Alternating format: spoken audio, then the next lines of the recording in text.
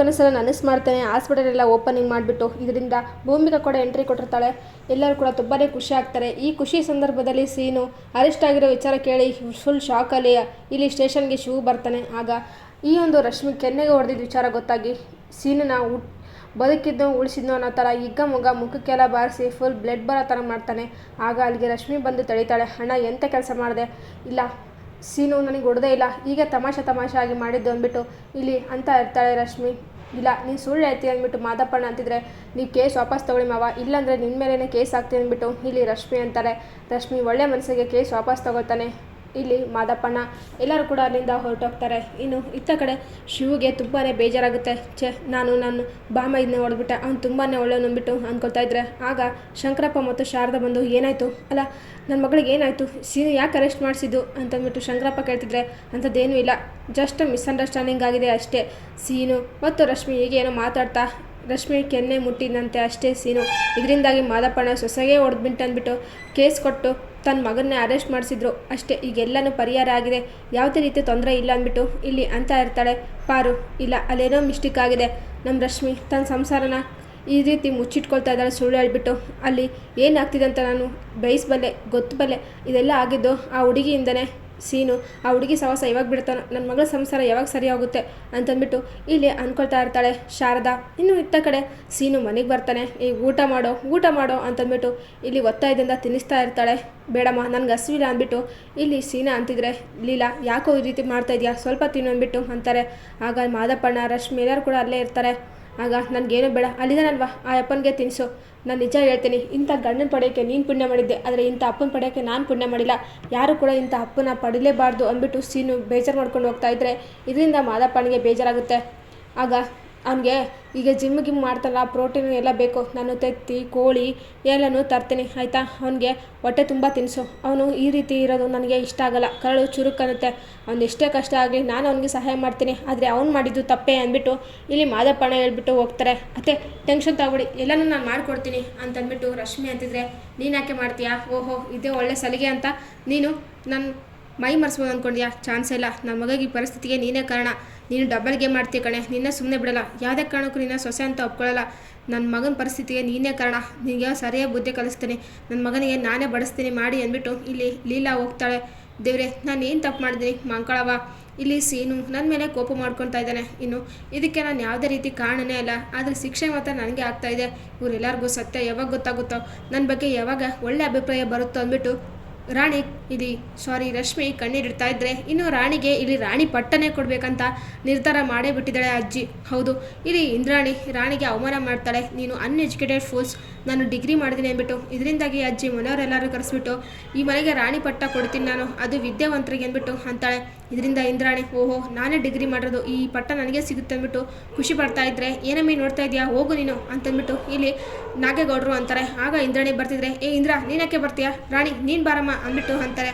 ಅದು ಅಜ್ಜಿ ನಾನು ಓದೇ ಇಲ್ಲ ಅಂತಿದ್ದೆ, ನೀನು ಓದಿಲ್ಲ ಅಂದರೆ ಏನಾಯಿತು, ಈಗ ಮತ್ತೆ ಓದು ಅಂದ್ಬಿಟ್ಟು ಅಂತಾಳೆ. ಈ ಓದಿಗಿದು ಎಲ್ಲ ನನ್ನ ತೆರೆಗೆ ಹತ್ತಲ್ಲ, ವಿದ್ಯೆ ಅಂದ್ರೇ ಆಗಲ್ಲ ಅಂತಂದ್ಬಿಟ್ಟು ರಾಣಿ ಅಂತಾಳೆ. ಆಗ ಇಂದ್ರ ತಮಾಷೆ ಮಾಡ್ತಾಯಿದ್ರೆ ಇನ್ನು ಮನು ಮತ್ತು ಈತ ಸುಮತಿ ಕರೆದ್ಬಿಟ್ಟು ಇಲ್ಲಮ್ಮ ನೀನು ಓದಿ ಮನೆ ಪಟ್ಟ ತಗೊಳ್ಳೇಬೇಕು, ಇಲ್ಲಾಂದರೆ ಆ ಇಂದ್ರಾಣಿ ತೊಗೊಳ್ತಾಳೆ, ಇಂದ್ರಾಣಿ ತೊಗೊಂಡ್ರೆ ಮುಂಚೆ ನಾವು ಎಷ್ಟೆಲ್ಲ ಕಷ್ಟ ಅನುಭವಿಸ್ತಿದ್ವಿ ಅದೇ ರೀತಿ ಆಗುತ್ತೆ, ಈ ಮನೆಯಲ್ಲಿ ಮತ್ತೆ ನಾವು ಭಿಕ್ಷುಕರಾಗ್ಬಿಡ್ತೀವಿ ಅಂದ್ಬಿಟ್ಟು ಸುಮತಿ ಅಂತಿದ್ರೆ ಹೌದು ನನಗೆ ಮತ್ತೆ ಹೊಡೆಯೋದು ಬಡಿಯೋದು ಎಲ್ಲ ಮಾಡ್ತಾರೆ, ನನಗೆ ನೋವಾಗುತ್ತೆ ಅಂತಂದ್ಬಿಟ್ಟು ಇಲ್ಲಿ ಮನು ಅಂತ ಇದ್ರೆ ಇಲ್ಲ ಇವ್ರಿಗೋಸ್ಕರ ಆಗಲಿ ನಾನು ಓದ್ತೀನಿ ಅಜ್ಜಿ, ನಾನು ಓದ್ತೀನಿ ಅಜ್ಜಿ ಅಂದ್ಬಿಟ್ಟು ಅಂತಾರೆ.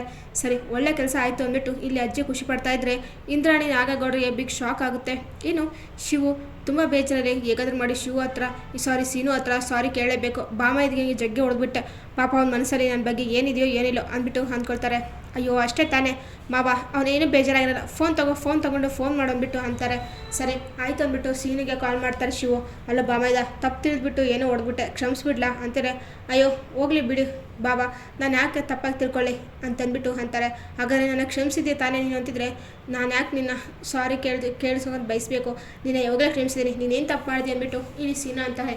ಇದು ನಮ್ಮ ಬಾಮೈದ ಅಂದರೆ ತುಂಬಾ ಖುಷಿ ಆಯಿತು ಅಂದ್ಬಿಟ್ಟು ಖುಷಿ ಆಗ್ತಾರೆ. ಇನ್ನೀತ ರೀ ಅಣ್ಣನ ಕ್ಷಮಿಸ್ಬಿಟ್ರೆ ರೀ ನೀವು ಒಳ್ಳೆಯರು ನೀವು ಅಂದ್ಬಿಟ್ಟು ರಶ್ಮಿ ಅಂತಿದ್ರೆ, ಏಯ್ ಸಾಕು ಬುಚ್ಚಲೆ ಬಾಯಿ, ಯಾರು ನಿಮ್ಮಣ್ಣ ಹೊಡೆಯೋಕ್ಕೆ ಮುಂಚೆಗೆ ಅವನು ಯಾರು ಅಂತ ಯೋಚನೆ ಮಾಡಬೇಕಾಗಿತ್ತು. ಇನ್ನು ರಾಜರೋಷವಾಗಿ ನಾನು ಪಿಂಕಿನ ಕರ್ಕೊಂಡು ಊರೆಲ್ಲ ಸುತ್ತರಿತೀನಿ, ಯಾವನು ನಾನು ಬಂದು ಪ್ರಶ್ನೆ ಮಾಡ್ತಾನೋ ನಾನು ನೋಡ್ತೀನಿ, ಯಾವನಿಗೂ ಎದುರ್ಕೊಳ್ಳಲ್ಲ ನಾನು, ಅದೇನಾಗುತ್ತೋ ಆಗ್ಬಿಡ್ಲಿ ಅಂದ್ಬಿಟ್ಟು ಸೀನು ಕೋಪ ಮಾಡ್ಕೊಂಡು ಹೋಗ್ತಿದ್ರೆ ರಶ್ಮಿ ಇಲ್ಲಿಯೋ ದೇವ್ರೆ ಏನಪ್ಪ ಮಾಡೋದು, ಅಣ್ಣ ನನ್ನ ಕೆನ್ನೆಗೆ ಬಾರಿಸಿದಕ್ಕೆಲ್ಲ ಇವ್ರಿಗೆ ಈ ರೀತಿ ಹೊಡೆದಿದ್ದಾರೆ, ಇನ್ನು ಇವರು ಪಿಂಕಿ ಸವಾಸ ಮಾಡಿದರೆ ನನ್ನ ಸಂಸಾರ ಸರಿಗಿಲ್ಲ ಅಂದರೆ ಇವ್ರನ್ನ ಬಿಡ್ತಾರಾ, ಇಲ್ಲ ಗ್ಯಾರಂಟಿ ಸಾಯಿಸೇ ಬಿಡ್ತಾರೆ, ಏನು ಮಾಡೋದು ಅಂದ್ಬಿಟ್ಟು ರಶ್ಮಿ ಇಲ್ಲಿ ಸೀನು ಬಗ್ಗೆನೇ ಯೋಚನೆ ಮಾಡ್ತಾ ಇರ್ತಾಳೆ. ಇನ್ನು ಇತ್ತ ಕಡೆ ಶಿವು ತುಂಬಾ ಖುಷಿಯಾಗುತ್ತೆ. ಅಂತೂ ಇಂತೂ ಸೀನಾ ತುಂಬಾ ಒಳ್ಳೆಯನು, ರಶ್ಮಿ ಪುಣ್ಯ ಮಾಡಿರಬೇಕು, ನಾಳೆ ನನ್ನ ನೆಂಟರ ಕನಸು ನನಸಾಗ್ತಿದೆ, ನಾಳೆ ಡಾಕ್ಟರಾಗಿ ಮೊದಲೇ ದಿನ ಅಂದ್ಬಿಟ್ಟು ಅಂದ್ಕೊಳ್ತಾ ಇರ್ತಾನೆ. ಇನ್ನು ಇತ್ತ ಕಡೆ ತುಂಬ ಯೋಚನೆ ಮಾಡ್ತಾ ಇರ್ತಾರೆ ರತ್ನ ಮತ್ತು ಸುಶೀಲಾ.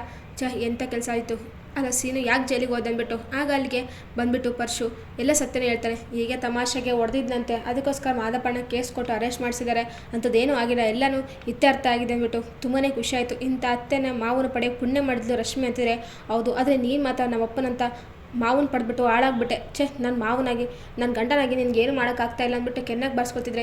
ಯಾಕ್ರಿ ಈ ರೀತಿ ಮಾಡ್ತಿದ್ರಾ, ಕಷ್ಟ ಕಾಲದಲ್ಲಿ ನನ್ನ ಜೊತೆಗಿದ್ದೀರಾ, ನೀವು ತುಂಬಾ ಒಳ್ಳೆಯವರು, ನನಗೆ ಆ ಪ್ರೌಡ್ ಫೀಲ್ ಇದೆ, ನೀವು ಸಮಾಧಾನ ಮಾಡ್ಕೊಳ್ಳಿ ಅಂತಿದ್ರೆ ಇಲ್ಲಿ ಓವರ್ ಡ್ರಾಮಾ ಮಾಡ್ತಾ ಇರ್ತಾನೆ ಈ ಒಂದು ಕುತಂತ್ರಿ ಪರ್ಶು. ಇದರಿಂದಾಗಿ ಮೋಸ ಹೋಗ್ತಾ ಇರ್ತಾಳೆ ಪದೇ ಪದೇ ರತ್ನ.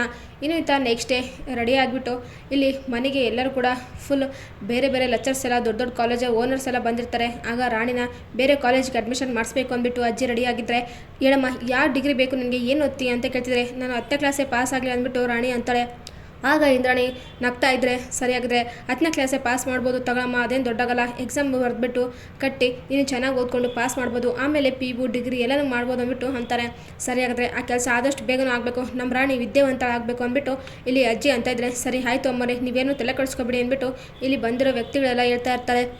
ಇದರಿಂದ ರಾಣಿಗೆ ತುಂಬಾ ಹುಮ್ಮಸ್ ಮರಿತಾ ಇದ್ದರೆ ಇಂದ್ರಾಣಿ ಕೋಪ ನೆತ್ತಿಗೆರ್ತಾ ಇತ್ತೆ. ಈ ಮುದುಕಿಗೆ ಏನು ಬಂದಿದೆ, ಇಡೀ ಮನೆ ಆಸ್ತಿ ಎಲ್ಲ ನನ್ನ ಜವಾಬ್ದಾರಿ ಕೊಡೋದ್ಬಿಟ್ಟು ಈ ಪೆದ್ದಿನೇಂತಿ ಕೂಡ ಕೊಟ್ಟಿದ್ದಾಳೆ ಅಂದ್ಬಿಟ್ಟು ಅಂದ್ಕೊಳ್ತಾ ಇರ್ತಾರೆ.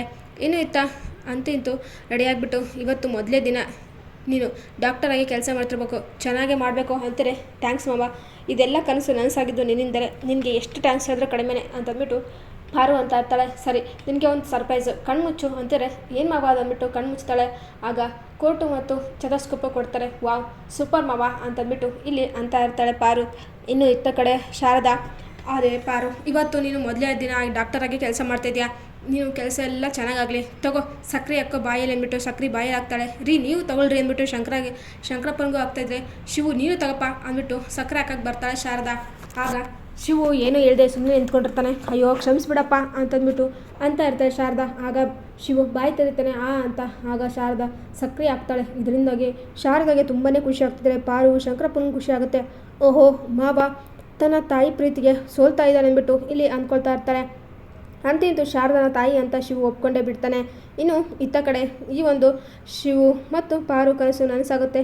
ಇಲ್ಲಿ ಎಲ್ಲರಿಗೂ ಟ್ರೀಟ್ಮೆಂಟ್ ಕೊಡ್ತಾ ಇರ್ತಾಳೆ ಪಾರು. ಆಗ ಈ ವಿಚಾರ ವೀರಭದ್ರಂಗೆ ಗೊತ್ತಾಗುತ್ತೆ. ಹೇಗಾದ್ರೂ ಮಾಡಿ ಈ ಆಸ್ಪತ್ರೆನ ಇಲ್ಲೇ ಮಣ್ಣು ಮುಗಿಸ್ಬೇಕು ಅಂದ್ಬಿಟ್ಟು ಇಲ್ಲಿ ದೊಡ್ಡದಾಗಿ ಆ್ಯಕ್ಟಿಂಗ್ ಮಾಡೋಕ್ಕೆ ಇಲ್ಲಿ ಬಂದೇ ಬಿಟ್ಟಿರ್ತಾರೆ ರತ್ನ, ಪರ್ಶು ಎಲ್ಲರೂ ಕೂಡ ಶಿವು ಮನೆಗೆ ಎಂಟ್ರಿ ಕೊಡ್ತಾರೆ. ಅದಕ್ಕೆ ನೀನೀಗ ಕೆಲಸ ಶುರು ಮಾಡಿ ತುಂಬಾ ಖುಷಿ ಆಯಿತು, ನಮ್ಮೂರಿಗೆ ಒಬ್ಬ ಒಳ್ಳೆ ಡಾಕ್ಟರ್ ಬಂದಂಗೆ ಆಯಿತು ಅಂದ್ಬಿಟ್ಟು ಅಂತಾರೆ. ಇದೆಲ್ಲ ನಿಮ್ಮ ಅಣ್ಣನಿಂದಲೇ ಸಾಧ್ಯ ಅಂದ್ಬಿಟ್ಟು ಪಾರು ಅಂತ ಇದ್ದರೆ, ಅಷ್ಟರಲ್ಲಿ ಇಲ್ಲಿ ಮಬ್ಬು ಮುಚ್ಚಿರೋ ಥರ ಕೆಳಗಡೆ ಬೀಳ್ತಾನೆ ಪರ್ಶು. ಅರೆ ಏನಾಯಿತು ಅಂದ್ಬಿಟ್ಟು ಊರವರೆಲ್ಲ ಟೆನ್ಷನ್ ಆಗ್ತಾರೆ. ಆಗ ಪಾರಿಗೆ ಫುಲ್ ಟೆನ್ಷನ್ ಆಗ್ತಾಯಿದ್ರೆ, ಈಗ ಇದೇ ಕಡೆ ನಿನಗೆ ಯಾವುದೇ ಕಾರಣಕ್ಕೂ ಒಂದು ಪೇಷಂಟ್ ಜೇ ಉಳಿಸ್ಕೊಳಕ್ಕಾಗಿಲ್ಲ, ನೀನೆಂಥ ಡಾಕ್ಟರ್ ಅಂದ್ಬಿಟ್ಟು ಊರೆಲ್ಲ ಉಗಿತಾರೆ ಅಂದ್ಬಿಟ್ಟು ವೀರಭದ್ರ ಪ್ಲ್ಯಾನ್ ಆಗಿರುತ್ತೆ. ಆದರೆ ಆಗೇನೂ ಆಗಲ್ಲ. ಪಾರು ತನ್ನ ವಿದ್ಯೆ ಬಲವಂತಿಕೆಯಿಂದಾಗ್ಬಿಟ್ಟು ಬುದ್ಧಿವಂತಿಕೆಯಿಂದಾಗ್ಬಿಟ್ಟು ಇಲ್ಲಿ ಪರ್ಶುನ ಆಟನ ಉಲ್ಟಾ ಮಾಡ್ತಾಳೆ. ಇದರಿಂದ ವೀರಭದ್ರಗೆ ಶಾಕ್ ಆಗುತ್ತೆ. ಅಪ್ಪನಿಗೆ ಹೋಗಿ ಸವಾಲಾಗ್ತಾರೆ. ಇದೆಲ್ಲ ನಿನ್ನೆ ಕೈಬಿಡ ಅಂತ ಚೆನ್ನಾಗಿ ಗೊತ್ತು, ನನ್ನ ಯಾರು ಏನು ಮಾಡ್ಕೊಳಕ್ಕಾಗಲ್ಲ, ಆ ಮಂಗಳವನ ಆಶೀರ್ವಾದ ಮತ್ತು ನನ್ನ ಗಂಡ ಶಕ್ತಿ ಇರುವಾಗ ನಿನ್ನಂಥ ಕುತಂತ್ರಿಗಳಿಗೆ ಹೇಗೆ ಪಾಠ ಕಲಿಸ್ಬೇಕಂತ ನಂಗೆ ಚೆನ್ನಾಗಿ ಗೊತ್ತಿದೆ ಅಂದ್ಬಿಟ್ಟು ಪಾರು ವೀರಭದ್ರಗೆ ಬುದ್ಧಿ ಕಲಿಸ್ಬೇಕಾದ್ರೆ ವೀರಭದ್ರಗೆ ಶಾಕ್ ಆಗುತ್ತೆ. ಇಂತೂ ಪಾರು ಕನಸನ್ನು ಶಿವು ನನಸು ಮಾಡಿದ್ದಾನೆ ಡಾಕ್ಟರ್ ಆಗಿಬಿಟ್ಟು. ಇನ್ನು ಇಲ್ಲಿ ರಾಣಿ ಆದಷ್ಟು ಬೇಗ ಗ್ರಾಜುಯೇಟ್ ಆಗ್ತಾಳ, ಚೆನ್ನಾಗಿ ಓದಿ ವಿದ್ಯಾವಂತಳಾಗ್ಬಿಟ್ಟು ಈ ಒಂದು ಇಂದ್ರಾಣಿಗೆ ತಕ್ಕ ಸವಾಲು ಕೊಡ್ತಾಳ. ರಶ್ಮಿ ಈಗಾದರೂ ತಿರುಗಿ ಬೀಳೋ ಸಮಯ ಬಂದೇ ಬಿಡ್ತಾ ತನ್ನ ಪ್ರೀತಿನ ತನ್ನ ಸಂಸಾರನ ಹೇಗೆ ಕಾಪಾಡ್ಕೊಳ್ತಾಳೆ ಈ ಪಿಂಕಿಯಿಂದಂತ ನೋಡೋಣ. ಈ ವಿಡಿಯೋ ನಿಮಗೆ ಇಷ್ಟ ಆದರೆ ಪ್ಲೀಸ್ ಲೈಕ್ ಮಾಡಿ, ಶೇರ್ ಮಾಡಿ, ಕಮೆಂಟ್ ಮಾಡಿ. Thank you for watching.